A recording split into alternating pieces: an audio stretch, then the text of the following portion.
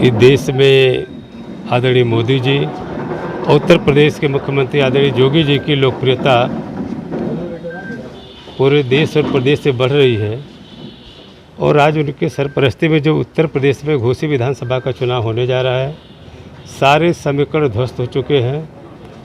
Bharatiya Janata party के प्रत्याशी को इस घोसी उपचुनाव में हर समाज को, हर धर्म मजहब के लोगों का व्यापक समर्थन हासिल हो रहा है और भारी बहुमत से घोसी उपचुनाव भारतीय जनता पार्टी जीतने जा रही है। इससे हताश और निराश होकर के जो विरोधी है, ये इस तरीके का जो कुकृत्य कर रहा है, इससे लोगों में बहुत बड़ा गुस्सा है और मुझे लगता है इसका निश्चित रूप से जो असर पड़ेगा, क्योंकि पूरी की पूरी साजिश है।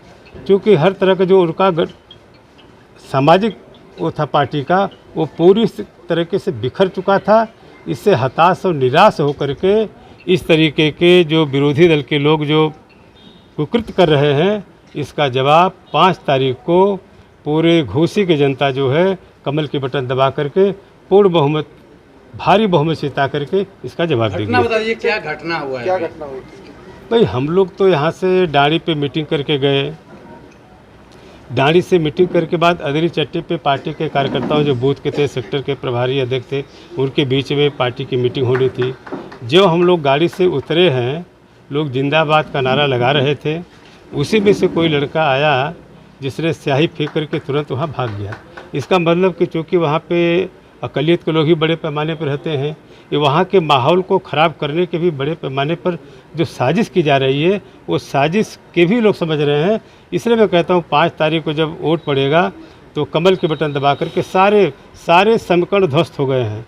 सारे लोगों का समर्थन बड़े पैमाने पर भारतीय जनता पार्टी आदरणीय मोदी जी और योगी जी के नेतृत्व में पड़ने जा रहा है। इससे घबरा करके, इससे परेशान होकर के इस तरीके की साजिश हो रही है। इसके पीछे किसका हाथ है? सपा का हाथ है क्या इसके पीछे? ये निश्चित रूप से जो भारतीय जनता पार्टी अपने को लड़ाई में मानता है, साजिश उसी की होगी। और उसकी फ़ोटो जो है वो तो पार्टी का है, उनके पार्टी का साजिश। सुधाकर सिंह कह रहे हैं कि बाहरी भगाओ जनपद बचाओ, तो क्या उसी की रूपरेखा के तहत ये कार्यक्रम था आज का? देखिए, ये भी साजिश का ही वो है।